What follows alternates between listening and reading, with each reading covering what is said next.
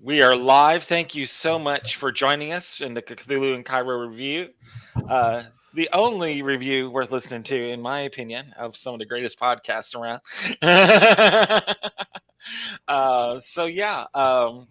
Really, really good stuff going on in these three episodes. We're reviewing episodes 67 through 68, the train ride. I don't know what it is about Call of Cthulhu and train rides. It just never goes well. No. But no, I'd like to welcome Melinda and Raz joining us doing a review. Um, Thank you guys for jumping in with us. Um, but yeah, the train ride takes an abrupt stop at when we last left off. There was some gunfire and stuff going on, Yeah. and then this episode was just an hour of pure panic almost. Yeah. The first episode 66. I love how you set it up and it made it really good for a uh, like a combat kind of situation to where you had everybody like type in where you're going now, and then just so Yeah. nobody can, so there's no crosstalk of where are you going, what's this happening, and you're going there, so I'm gonna go. No, go. How can we do that at a table when we're playing, around the table? I want to figure that out You because you can do the same thing with a card. Yeah, just Yep. write down on the card where you're going, flip it over. Yeah, just like you did the numbers. Yep. Write down a card with number, which area you're going to, and flip it over. That's the best way to do it. I think it's done really well. Yeah, done that a couple times. Not same way, but pretty similar kind of thing. And it's really good for a whole panicky kind of, these people aren't trained people. Right. Thrown in that kind of situation to know what to do. I'm Um, thinking, where can I use this in a convention setting this year? yeah, 'Cause exactly. it was I great. It yeah yeah. increased the tension. It did, definitely. I had similar situation earlier yesterday. Killed three people in my Twilight 2000 game yesterday. Uh, Two of them got blown up by a booby trap truck that was just sitting out there like a nice target, like a nice thing of opportunity. They can grab this truck, and they go check it out, and boom, two go.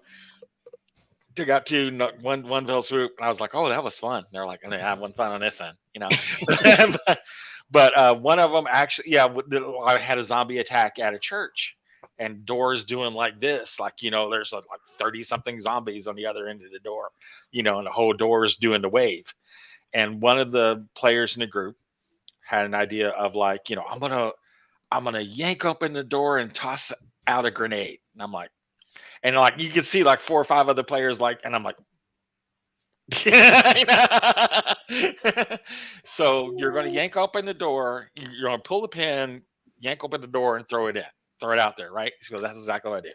I said, so you open the door, and 8 zombies pile in, and they carry you out. It's just like, wow. Holding the grenade. Exactly, holding the grenade. Exactly. But yeah, it's a really great panic-inducing kind of a thing to do. It was a really good firefight, really good use of the people, the characters and the people's knowledge of tactics and what they could do and can't do. One of them was getting nabbed. I think Ella was getting the Yeah, they were sack trying to. literally put on her, trying to capture. You're trying to capture all of them, but yeah, Ella was the most I'm most like, oh, opportune one. oh no. Yes, you're going to give her a sack. Yeah, yeah, I know, right? It was the shades of the German guy all over again. It's like, And I really think if any character is going to get themselves in trouble with their mouth in a situation like that, it's going to be Ella. it's gonna be. I mean, what Ella is or it with Catherine. her? She has a real filter. We'll deal with that in a minute too. Yeah, I want to talk more about that in some in the next Yeah. couple of episodes with her. Not even. Yeah, I don't even think Faye. No, Honest. I mean Catherine just told him to f off and just clam up, But um, but yeah, Ella. Not Ella. Wow. Yeah. It's great watching it. They put the sack on her, Catherine's fighting people off tooth and nail. And and it's just, just a wild scene. The other guys are trying to race to the luggage car. The prisoners are being released. So I think they first thought there was like a flamethrower or something attacking it, but I believe it was Molotovs, if I'm It was not mistaken. Molotovs, Yeah. Yeah. And I was like, yeah, that kind of effect was a Molotov, not a flamethrower. So really good effect there. Just watching the panic of the situation. Where are they going? How are they going to get back together as a unit? So that worked really, really well. Trying to save them, get them back in together. And then finally, in the next episode, things kind of calm down, and they're getting themselves together. Like they're grabbing Ella back from the group, and they realizing, okay, we're going to go with these guys. One of the guys is like a friend of Bottoms. Adam's. Yeah, was Bottoms. hilarious, by the way. Yeah. He comes strolling out in a suit, kind of like Jack, and I don't think Jack would have gone up any on. We're sorry that we don't have Amanda with us, but I don't think Jack would have gone up any on Adam's on Amanda's Jackometer. No. By the end of these 3 episodes, I'm starting to side with Amanda a little bit more. see. Especially, was it 68 or? Yeah, I think it's the last of the 3 episodes. Yeah. I'm like, Amanda's right. He's a douche. With Maritza, yeah. He's a douche. He's a douche. Right. He's like, if you put Errol Flynn in a Call of Cthulhu episode, I think that's Jack Cavendish. I really do. Errol Flynn's Captain Blood. Yeah, definitely. Exactly. Ding. I mean, some of his cowboys were a little bit more timid, more laid back, but his early stuff in black and white, he's just a complete, he's a cad. Yeah, He likes a pair of boobs, I'll do it. Exactly. And in the first of these episodes, so 66? 6, 7, and 8, I believe. Yeah. And 66 and in the beginning of 67, we find out just how badass Catherine is. And honestly, I already knew Catherine was a badass. Yeah. But you get her back against a train and have her surrounded. Like a caged animal. Yeah. She has a very high survivor response. Oh my gosh. Yeah. So I will kill all of you with these 2 bullets. I want her in my corner. Push comes to I want Catherine on my side. You want her as your mother duck.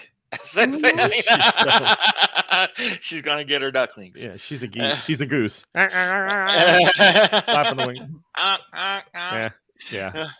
But that was the scenes there though. Which the player that was going under the train and crawling, that was Bottom. That was right? Catherine and Bottom. Catherine and Bottom, right? I couldn't remember who was in front of Catherine. It was Bottom because Jack. It was just amazing because Joel took a path and then kind of was hemming and hawing about changing his mind, and it delayed him getting back to the luggage car like 2 turns. So by the time he gets there and throws the door open, digs and finds his gun, and he cocks it, he doesn't have much time left in the fight. On my timer as I'm looking at the rounds going, yes, it's coming to an end. And all of a sudden he lets off a shot or 2, but really their best hunter was kind of had a few more indecisive minutes where he just wasn't sure. Do I do this? Do I pull my gun? Do I run to the train car, get my other gun? Yeah. And it was kind of some of that got edited out, but we left a little bit of it in. So it was kind of funny. You can definitely see that. And it works. It works because again, these aren't military trained individuals. Yes, he knows how to shoot a gun. He's a hunter. Right. But he doesn't know tactics. He doesn't know what's the most efficient way to. And most things aren't firing back at him. Exactly. I mean, and even tacticians can only have a plan that's probably going to go wrong anyway. Vadim was the best suited out of the men, especially maybe out of everybody, but definitely out of the men because he's used to making the most of whatever situation he's in and being sneaky and avoiding things because he's a smuggler. So if anybody was going to communist country, if anybody was going to blend in with that group, that'd be Vadim. He'd be, hey Marissa, how's it going? We did Fog of War on Roll20 for those who use it or know. We use Fog of War, and on the one side it literally he rolled out, I think right or left, whatever. And on the other side, it literally had the NPC's name that he knew. So if he had rolled that way, I would have exposed the name, and this would have never happened. Yeah. But he rolled to the other side, and everybody started shooting. So he never saw the guy. And I'm like, That's 50-50. That happens. Like, you know. Yeah, what are you gonna do? So What are you gonna do? I was like, okay. It was great though, because it made for some great situations we might not have had, like Catherine with her back to the train, and Exactly. and the lipstick. The lipstick is returned because she gets it out of the guard's pocket. Yes, she does. For those who were wondering, Exactly, the return of the lipstick. return of the lipstick. It's like a used chapstick. I don't know if I want it back, but that's okay. It's a little nub. It's a little You nub. wipe the edge off, you know, with a tissue.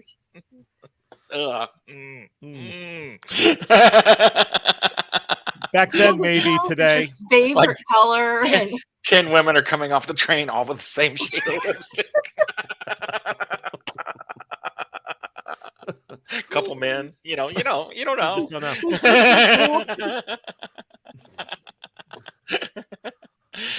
Nice. I got 50 cents a lip.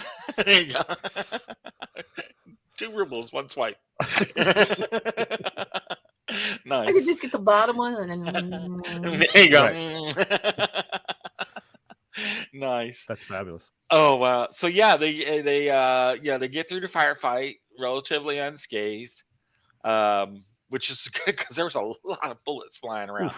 They're really lucky. You know, Did somebody get hurt a little bit? somebody got hurt a little bit. I can't remember who. And I'm amazed. Well, that was. I I thought it was Ella, right? Ella got. Yeah, I think Ella got nicked. yeah. I was expecting far worse things. Yeah. Well, Yeah. that was Yeah. my night. I've had those. Yeah. So I mean, so they go to the farmhouse, you know, which is every great horror scene starts at a farmhouse. You know, so they're going to there, and I'm like, oh my god, because I've read Tractor Station number 74, and I'm like, oh. Whoa. Is this a collective farm? It sounds like this is a farm, you know, one of those collectives, you know. It's like it sounds like it's one of those. I'm like, Yes. But nothing like that happens. They meet up with the guy, you know, and they're talking with them, and Catherine's doing her nursely medical duties and stuff like that, birthing babies. But did you notice? This is the first time Catherine flat out says, "I'm a doctor." Oh, I didn't catch that. Good catch. Yes, I was so proud of her. Really, really good. Awesome. Yeah, Glad she to hear did. that. Her medical is so damn high. It's just call yourself a doctor Yeah, exactly. Might at as this well. point. Yeah. Yeah, she's better than most doctors with a degree, right? I mean, her numbers are off the chart. She does one thing. She does one thing well. She Then does one goes thing. on. Well, she does too. She heals and kills, but she doesn't find shit. You know, she's not gonna do a Sudoku. Like, that's not really Catherine. The Sudoku? No. No. I ain't got time for that. Somebody's bleeding somewhere, I'm sure, or needs bleeding somewhere. Past life, she was a leech. She was a leech. Exactly. But yeah, 60. I think it's 68, isn't it? Yeah, Yeah, at the farmhouse. Yeah, But she calls herself for the first time a doctor. that was a good Most job. does not Good come catch. into it. Excellent catch. Yeah. All right. Yeah. Very, very cool. So they get there and they're talking. You know, they're trying to have that group decide what to do with them. You know, because they kind of know too much. Just knowing where they're at is knowing too much. Yeah. You know, and then Ella's word vomit comes out. I mean, I can hear her like, so about him touching about the, you know, the father of the country. Did he touch anything weird like a book or that? And you can see Catherine like,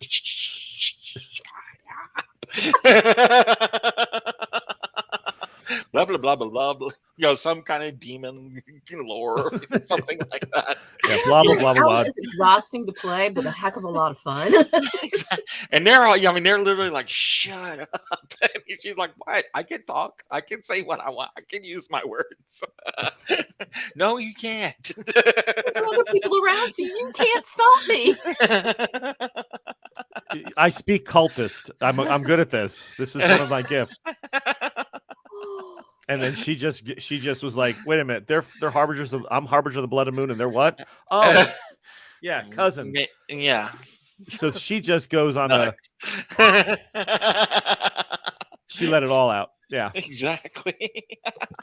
And it got Once more. it is that firefight getting them back to the farmhouse when they ended up hooking up. That sets a series of motion that has events seriously. And for anybody watching the show or eventually catches up to this show as they learn more about what we do and they listen, something is mentioned here that pulls back to Sydney's Patreon, that pulls back to stuff that's been running, and it's specific to Sid. And you're going to hear it start happening. And to this day, and we are recording right now, episode 138, they still have not dealt with it. And I've brought it up like 5 times. And it kills me every time they go, yeah. And then they walk that way. Oh, look, there's a little merchant over there. I'm going to go that way. This is a bomb squad area. Please don't go any further for your own safety. Miss. And they walk It's a player thing. I was running Dragonbane yesterday here at home with my group. And, Dragonbane's new. I'm trying to work through the adventures, including some I'm running at Gen Con. And what is it they first decide they think they want to do? Go do a cattle raid on the goblins. Oh, my gosh. For those who may not know, there's nothing about, there are goblins, but there's nothing about a goblin settlement, let alone whether or not they've got cattle. Exactly. Exactly. Yeah. What is this, the last roundup? What? Yeah, they thought they could, brilliantly, they thought they could sell them because the livestock's worth a lot. But sounds like the start of Bonanza. Can't knock that. But yeah, exactly. Is this wagon train? What are we doing? But let's go find the goblin settlement. Rawhide, yeah. But yeah.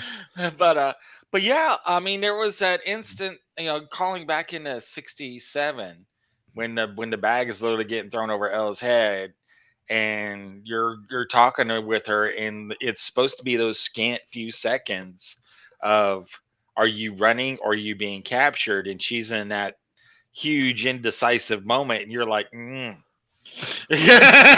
know. She's like, I could do this, I could do that. You're like, you can get a touch of this person and get an idea of what they're wanting to do, since you don't understand. I don't want to do that. I want to do this. Take it. Bring it in. Yeah.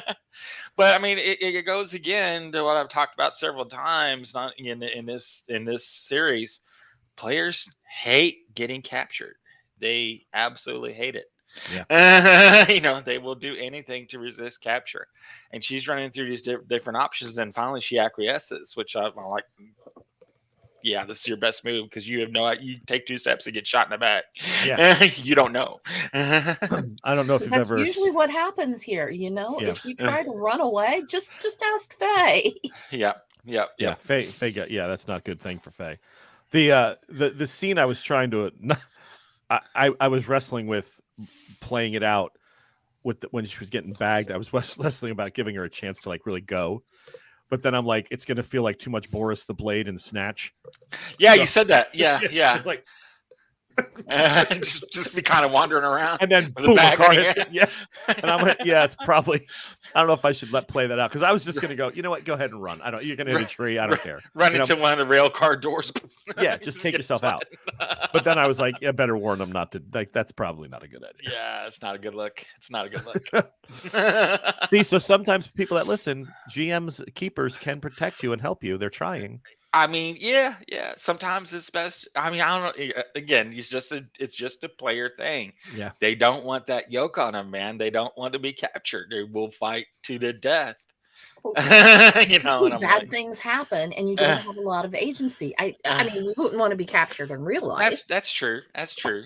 Yeah, but if it's between death and being captured, I'll live to fight another day. Yeah, sometimes the best plot twists happen when you're captured. Exactly. That's who's chasing me. Yeah. But yeah, so outside of these 3 episodes, a lot of amazing stuff is going on. We're gearing up for Origins, our big con, and then Gen Con. Man, I'm still tired from scheduling all the events from Gen Con. Yeah, Lord, massive. It's going to be a massive event. But Yeah, Origins. We've got the big live play Friday night, Friday afternoon, 2 Yep. p.m.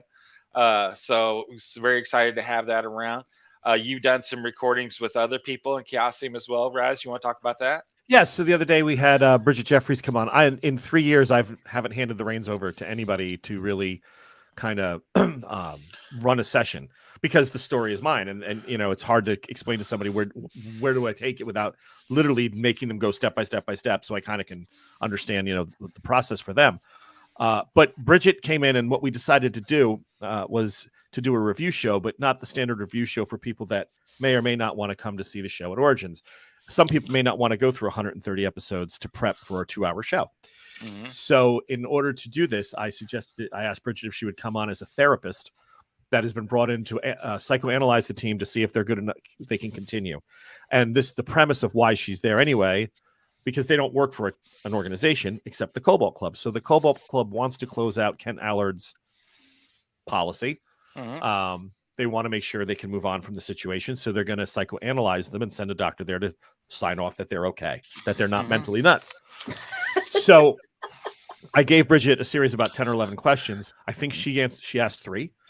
And then she was off she was just gone. Like, she did such a great job. And my hat's off to somebody having to step into a world that is so already fleshed out and evolved in 130 hours of gameplay.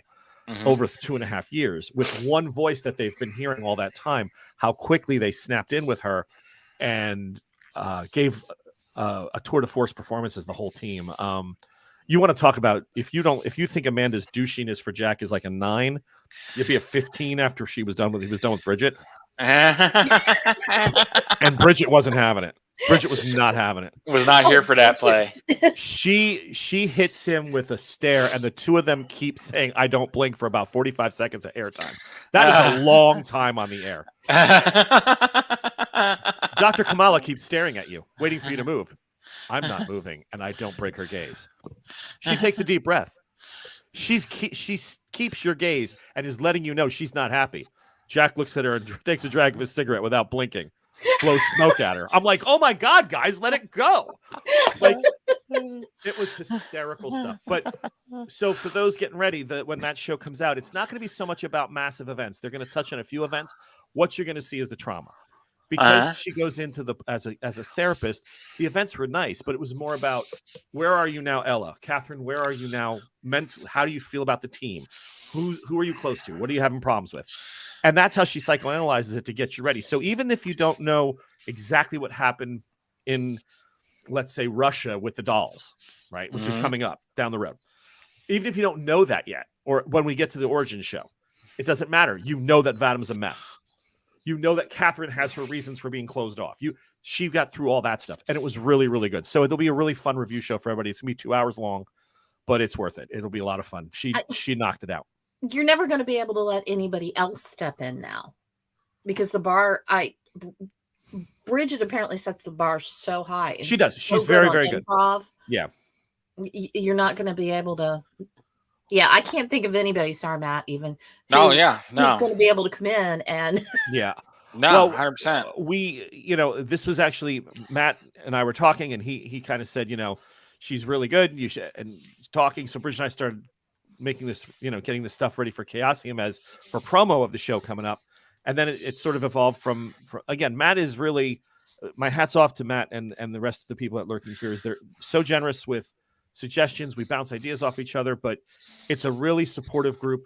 If you are a GM who has some experience under your belt and you're looking to get in with a group that can help you organize and get yourself into conventions and get all the rewards and perks and things that you need to be supported, don't miss out on this, because this guy works his butt off. And thank you. If once he believes in the project, once he's behind it, he doesn't stop. He's pretty relentless. Matt is really good at making everybody feel welcome too. He may let's not say that. Let's go back out of it. I don't believe 6 years ago. I don't know, but it's also, like my husband did his first. He did Gen Con last year. He'd never done a convention before, and he ran. Right. And then came home and immediately took off this coming year's Gen Con days. Yeah.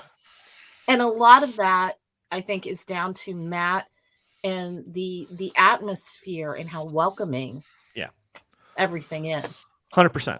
100%. Can't say enough for the idea and the network. Matt knows a lot of people, but it's not.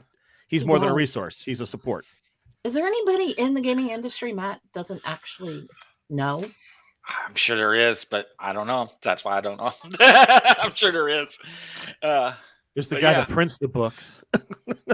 I mean, I enjoy being with all these people, Yeah. and being able to work with all of them. You know, Bridget is. I'm a huge fan of Bridget. I keep you know, praising her and all her work that she's doing Yep. at Chaosium. She hit the ground running, and has taken on a very daunting challenge. One that I would be like, She's working really hard where she's at. and she is shining, really shining in this moment, and I can't be more than happy for her. And you're just really proud of all the work that she's doing at Chaosium and helping making it as successful as it should be. Chaosium Con is just around the corner. Where Lurking Fears will be there. We'll have our own room. We're going to have it decorated up. We'll have it all set to run some really great games in there. I won't be there till later, but the other people, Melinda and a few others, will be there from Thursday on. Having fun. I think we start our games Friday afternoon, and we'll be rolling on through. But I'll be catching up with everybody like Saturday and Sunday, and running games and having an awesome time. And then we'll be gearing up for Origins, which is just going to be a huge blowout event. I mean, it's our home. It really is our home. All of our GMs are from around there or been there several times before. We've got a bunch of new people coming.